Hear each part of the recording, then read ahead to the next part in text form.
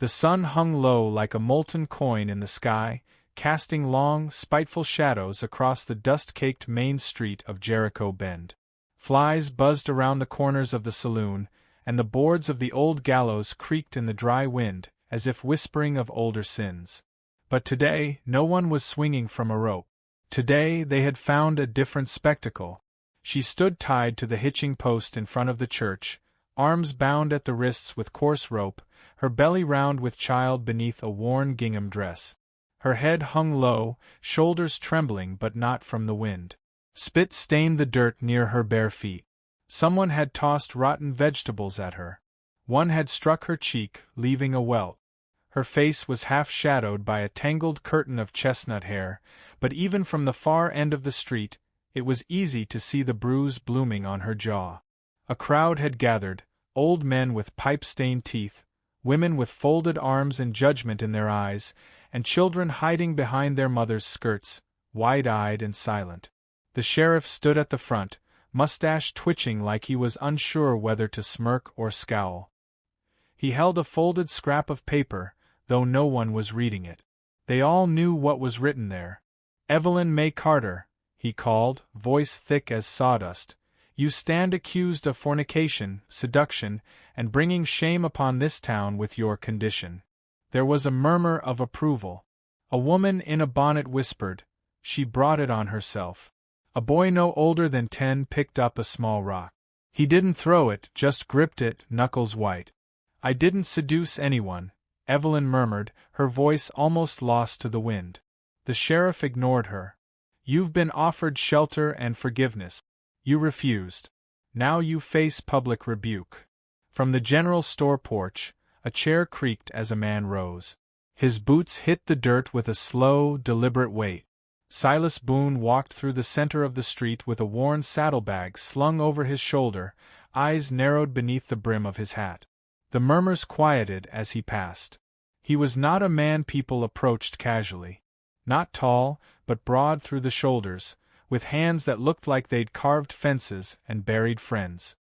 His eyes were pale gray, too light for comfort, and sunburn creased the corners. Folks said he came from Tennessee or maybe Kansas, a war vet turned rancher, a widower living on the edge of the ridge with no need for company. He stopped beside the hitching post, looked from the crowd to the woman. Then, softly, "This how Jericho Bend treats its widows now?" The sheriff cleared his throat. "Silas, this ain't your concern. Don't recall asking if it was." His voice was quiet, but it carried. "Seems to me you're punishin' the wrong ghost. The man that laid with her, he the one tied up? Or just dead and forgotten?" "He slipped in the ravine last winter," the sheriff muttered. "Unfortunate." Silas looked at Evelyn, then back at the sheriff. "Convenient." Someone scoffed. "She ain't innocent. Coulda left town. Chose to stay. Wants us to raise her bastard." Silas turned. "Then don't.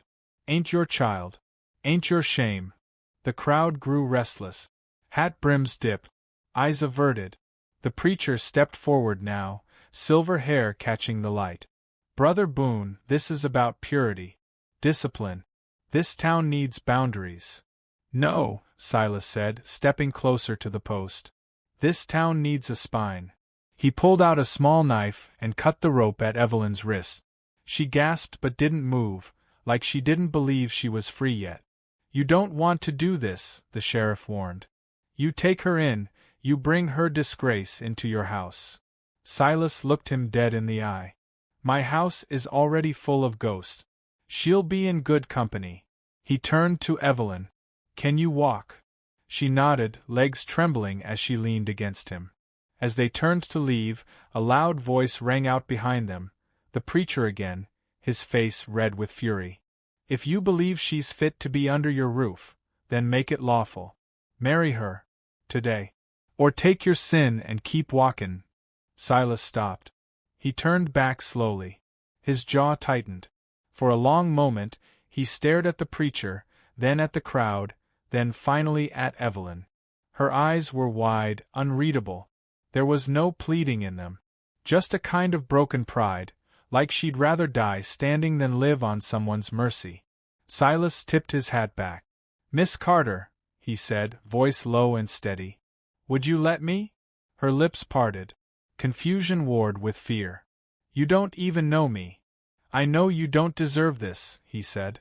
"That's more than most folks'll ask before tying the knot." She searched his face, her hand drifting instinctively to her belly. A long pause stretched between them, and something passed silently, an understanding too fragile for words. Then she nodded once. Just once.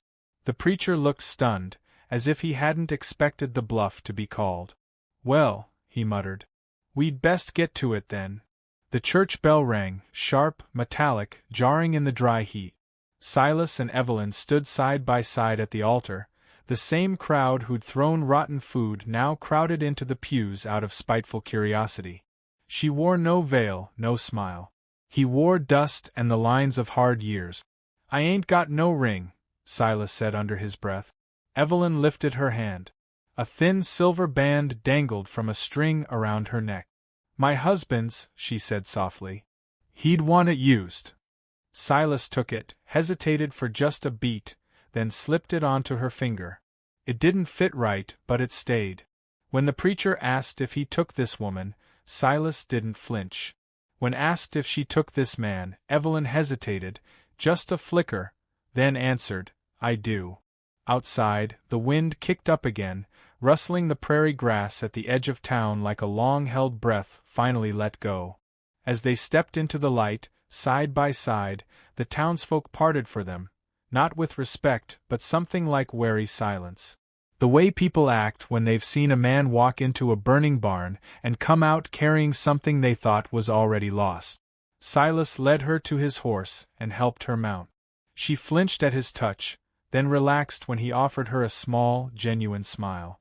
She didn't return it, but she didn't look away. They rode east, toward the ridge, toward his land. Behind them, the church bell gave a final, metallic sigh.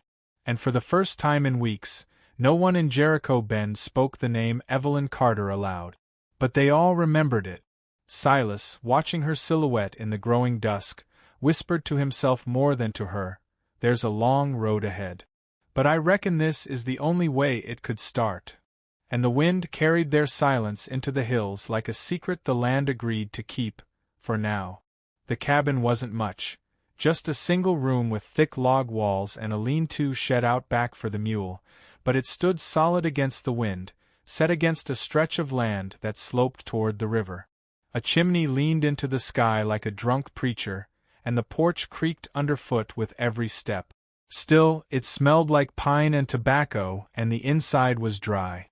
Evelyn stood in the doorway, arms wrapped around her belly as Silas opened the shutters and struck a match to light the lamp. Yellow light pooled against the walls, revealing a cot, a stove, a workbench, and a dusty Bible on the shelf. "This is it," Silas said, setting the matchbox down. "Ain't no palace, but it don't leak and the wolves stay out." She nodded, quiet. Her hands trembled slightly, though she tried to hide it. "You hungry?" She shook her head, then changed her mind. "A little." He pulled beans and jerky from a tin, set a pot on the stove, and began heating water. The silence between them hung like a canvas stretched too tight. Every movement felt louder, his boots against the floorboards, the clink of tin, the snap of firewood. Finally she spoke. "You didn't have to do it." He didn't turn. "I know. You could have just cut me loose and kept walking." "I could have." She studied him. "Then why didn't you?" Silas stirred the pot. "Maybe I was tired of watching decent folks get spit on while cowards pat themselves on the back." She looked down. "You don't know if I'm decent." He turned then, slowly. "I don't need to. I saw the way you stood there, shoulders straight even when they jeered. That's enough for me." A silence followed that. Not awkward, not cold, just the hush of two people trying to make peace with a storm already past. He set the food in a bowl and handed it to her with a bent spoon. She took it, her fingers brushing his. For a second she looked like she might cry, but the tears didn't fall. They ate in silence. Later, as she sat on the cot, he rolled a blanket out onto the floor. "You take the bed. I'll keep to the planks. You don't have to. I do, he said softly. For now. She nodded and lay back against the pillow, staring up at the ceiling as if reading something carved into the beams. The lamp flickered. The wind hissed against the chinks in the logs. Outside, a coyote howled in the dark. You ever lost someone? She asked quietly. Silas didn't answer right away. He sat up on one elbow, gazing into the shadows. My wife, Anna. 2 years ago. Fever took her before the doctor even got halfway out here. Evelyn turned her face toward the wall. Mine died in the spring thaw. Tried to fetch water after the snow melted. Slip. The river carried him a mile before I found him. We'd only been married a year. She paused. He never even knew. Silas didn't have to ask what. He never knew about the baby. The wind moaned outside again, lower this time, like it grieved too. I'm sorry, he said. They lay in silence after that, wrapped in the quiet pain of people who had nothing left to say but everything still to feel. The next morning, the ridge woke with birdsong and frost on the window panes. Silas stoked the fire and made coffee, then stepped out onto the porch, where the land unfolded in gold and green under a rising sun. He breathed deep, fingers curled around the railing, and tried not to think about how small his world had gotten before she walked into it.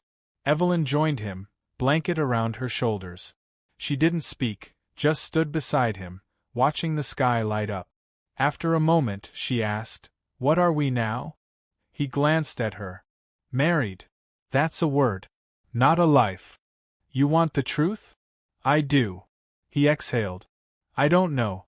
I ain't got some grand plan. I saw something wrong and I stepped in. That's all I've got. She looked down at her belly. Well, this baby's gonna need more than a man who doesn't know. Silas looked at her hard, not cruel, just solid, like the weight of his gaze meant something. Then I'll learn. Fast. She didn't smile, but her shoulders eased a little. Good. Because I don't plan to run. Not again. Over the next days they fell into a rhythm. He worked the land, mended fences, hauled water from the well. She swept the floors, washed clothes, stacked firewood slower than he did but with stubborn precision. Neither asked questions. Neither offered more than what was needed. Until the night the pain came. It started with a small gasp, barely a whisper, as Evelyn dropped the ladle by the stove. Silas turned just in time to catch her before she crumpled. Back, she hissed, pressing one hand to her belly. It's too soon. He lifted her gently, carried her to the cot, sweat already beading on her forehead. Breathe, he said, just breathe. She gritted her teeth. Silas, it hurts. He soaked a cloth, wiped her brow. Hold on. I'll ride for Doc Whitaker. No time. Her nails dug into his arm. It's happening now. His chest tightened. Panic coiled low in his gut, but he crushed it. She needed steadiness, not fear. She cried out then, a sound raw and wild, part pain, part something deeper. The child was coming. Too early. Too fast. He rolled up his sleeves. Tell me what to do. She whimpered. Just don't leave me. I won't. Hours passed like lifetimes. Blood, sweat, screams. At one point, Evelyn passed out, then came back with a shudder that rattled the walls. Silas stayed at her side, hands slick, heart thudding like a hammer in a box. And then, suddenly, quiet. A silence so complete it terrified him. Then a wet, gasping cry shattered the air. Evelyn sobbed, not from pain now, but something fierce and pure. Silas wrapped the child in a linen cloth and placed it in her arms. A girl. Tiny. Alive. She's here, he whispered. Evelyn kissed the baby's head, face damp with tears. She's here. But joy was brief. The bleeding didn't stop. Evelyn's face turned gray, her breathing shallow. No, Silas said, pressing cloth to the sheets. No, stay with me. She blinked slowly, looking past him. Silas. I'm here. Don't go. Her fingers reached for his, weak. If I don't make it. You will. She tried to smile. You're stubborn. He leaned closer. So are you. The bleeding slowed. Slowly. Too slowly. But it stopped. And when dawn came again, Evelyn was still breathing. She looked at him through half-lidded eyes. I'm not dead. He chuckled hoarsely, brushing hair from her damp face. Not yet. She clutched the baby closer. We need a name. You pick. She paused. Hope. Silas swallowed hard. Hope Boone. I like that. She closed her eyes. So do I. Outside, the world was quiet. No wagging tongues, no spitting crowds. Just the wind in the grass and the rustle of a new beginning. Silas sat beside her, holding her hand, the fire crackling behind them. In the hush of that fragile dawn, something shifted. It wasn't love. Not yet. But it was something close. And it was enough. The sky turned a rusted red as the sun sank behind the pines. The baby, Hope, slept swaddled in a basket beside the hearth, her breathing soft as dandelion puffs. Evelyn rested in the bed, propped up with quilts, the color slow to return to her cheeks. Silas sat at the edge of the porch, sharpening his knife, the rhythmic rasp of stone against steel the only sound between them. It had been a week since the birth. 7 long, silent days full of small victories. Evelyn sitting up, Hope nursing, the bleeding stopping. But even with life stirring inside their cabin, Silas could feel the storm building just beyond the ridge. Trouble wasn't far. It never was in towns like Dawson's Hollow. He spotted the first sign of it late that afternoon, a cloud of dust down the trail. Riders. Moving slow, like they weren't sure how welcome they'd be. Silas tucked the knife into his boot and stepped down from the porch, hand brushing the rifle near the door. He didn't call out to Evelyn. No need to rattle her yet. Instead, he waited by the split-rail fence, the evening wind tugging at his shirt, boots planted like roots in the earth. The riders emerged from the trees like ghosts, 3 men, dust-caked and squinting against the light. In the lead was Sheriff Eli Granger, the brim of his hat casting a long shadow across his narrow face. Behind him, Hank Tobias and Bart Crowley, town boys with mean mouths and quicker tempers. Granger reined in. Evenin', Boone.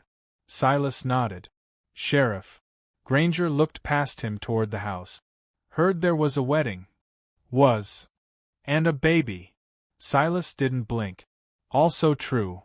The sheriff dismounted slowly. You marry her on the day she was exiled? Silas didn't answer. Hank spat in the dirt. That ain't just unusual, it's damn suspicious. You all here for gossip, Silas said, voice low, or something else? Granger stepped closer.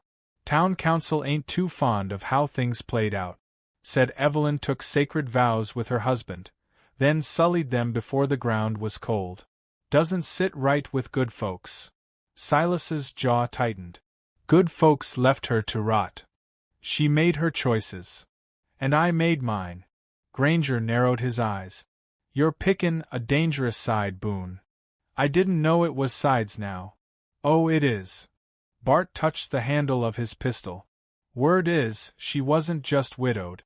Her husband was found shot clean through. Bullet behind the ear. Execution style. Silas's muscles tensed, but he didn't move.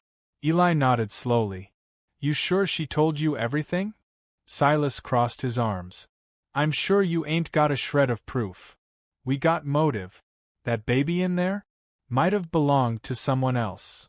Silas took a step forward. You done? Granger held his stare, then finally glanced at the others. We're watching you, Boone. Keep one hand on the Bible and the other out of the trigger guard. With that, they turned their horses and rode off slow, leaving only hoofprints and heat behind them. Silas didn't move until the dust settled. Inside, Evelyn was already sitting up. Her face was pale, but her voice was steady. They think I killed him. He nodded. They're trying to break us apart. I didn't do it, she said, jaw clenched. I know. I didn't, her voice cracked. He died slipping on the river stones. That's the truth. But they always hated me. Hated that he married someone from outside their church. Hated that we wouldn't play by their rules. Silas came to her and knelt beside the bed. Then we don't let 'em win. She looked at him, eyes rimmed with red. They'll come back. I hope they do, he said, fire in his voice. Next time, I won't be standing still. That night, Silas oiled his rifle and set traps along the edge of the property. Evelyn rocked Hope beside the fire, humming low, a lullaby her mother used to sing. Every creak of wood or snap of twig sent Silas's hand to his holster. By midnight the wind picked up. A storm was coming. The clouds swirled above like ink in water, and thunder rolled over the mountains like cannon fire. Then glass shattered. The window beside the stove exploded inward, and a bottle wrapped in burning cloth hit the wall, flames licking the rafters. "Get down!" Silas shouted.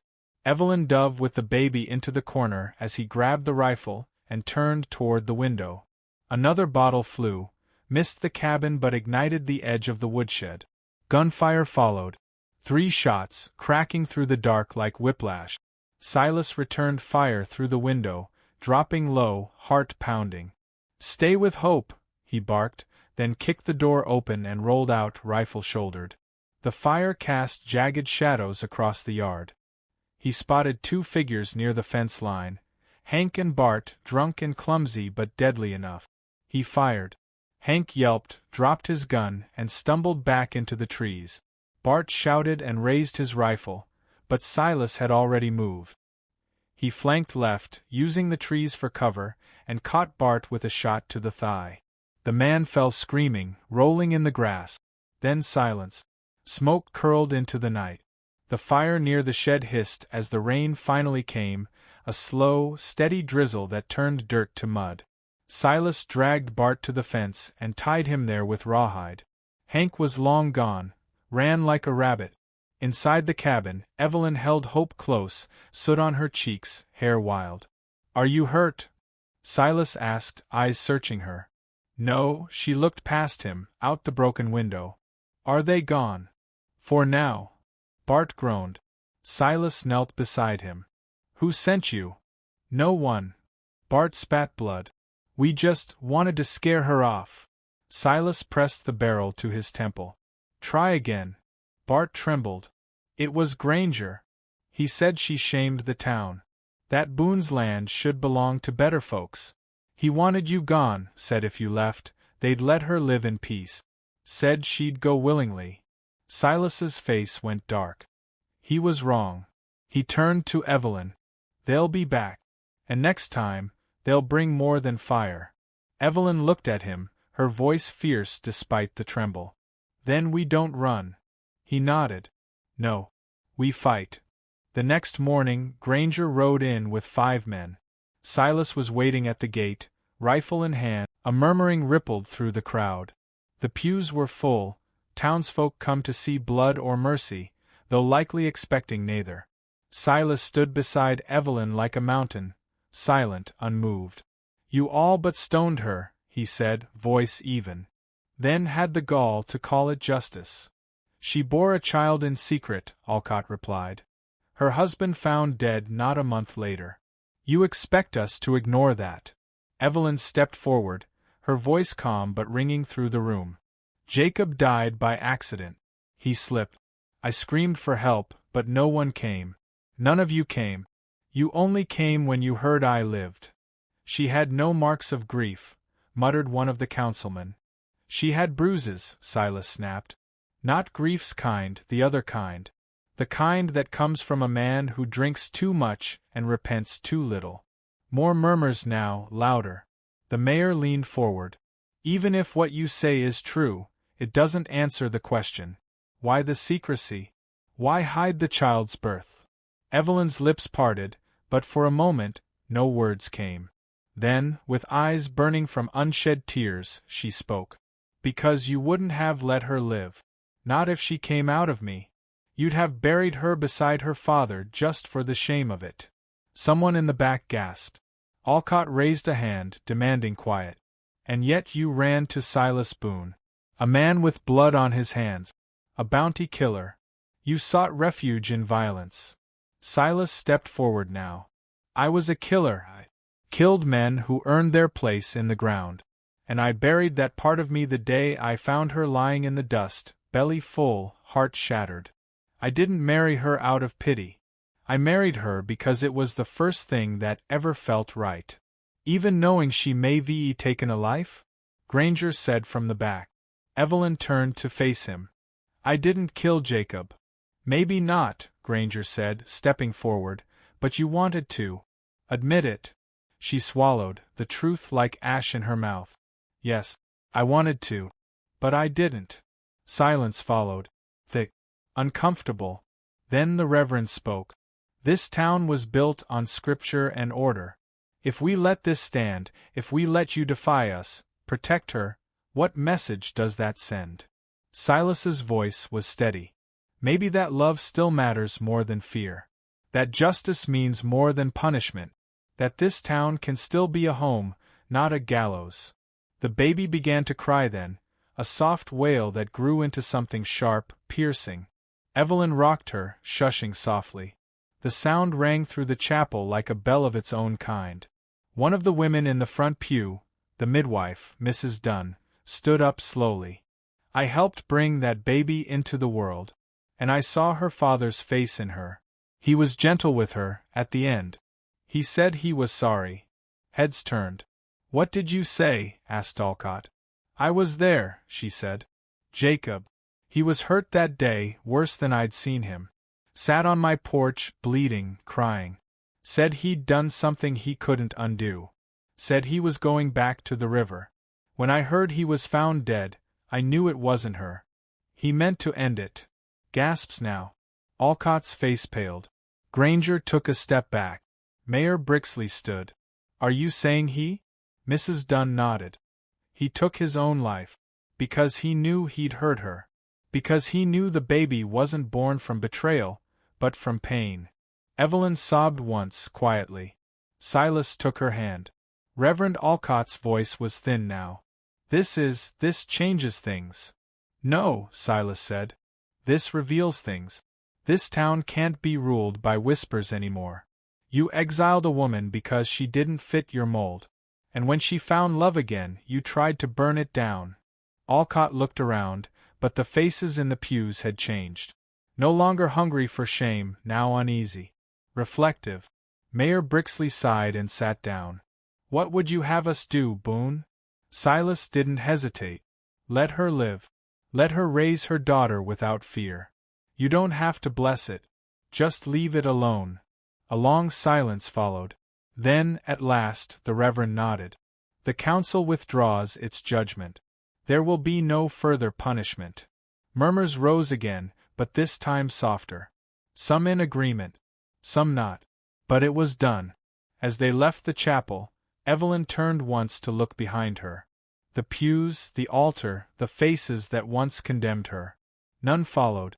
Outside, the wind was cold, but clean. They climbed into the wagon. Hope slept again. The road home stretched out like a ribbon of dust and light. You think they'll leave us be? Evelyn asked, voice quiet. Silas looked toward the ridge, eyes narrowing. Maybe. But if they don't, she smiled. We'll stand again,